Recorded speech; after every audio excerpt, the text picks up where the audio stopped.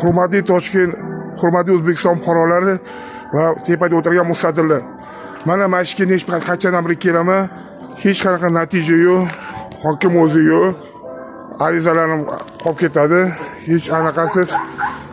Mana anaqasi qolib ketadi.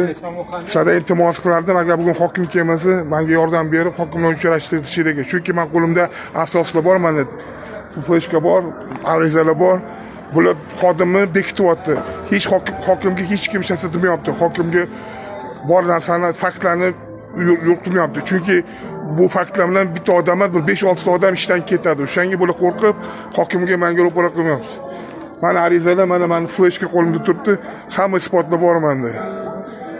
Hamma isbotlar bor. Sizlardan iltimos qilaman, meni murojaatimga jiddiy qarab, qoniqtirib, mana ishda korrupsiya bo'lgan, hammasi bo'lgan, mana ishda korrupsiya bo'lgan, fleshka bor. Mana ishda qancha pul olgan, qancha kelgan, miskilarning puli kelgan, hamma narsa bu yerda bor. Pul olgan bular, pulni bo'lishgan, bu o'zi aytyapti, tepadagida pul ko'proq yeb qo'ygan deyapti. O'zining ovozi bor mana ishda fleshkada gapirgan. Mana shu Xotin-qizlar qo'mitasida ishlaydigan Dishonboyeva Gulchehra. O'shaning uchun sizlardan iltimos qilaman, agarda bitta yolg'on yo'q, hammasi fakt bilan mana arizalar ham bor qo'limda, o'sha anaqa qilganlar hammasi jabr ko'rganlar. Iltimos shunga e'tibor berib, Uchtepa hokimiyatida qonun ustuvorligini qilib berishinglarni so'raymiz.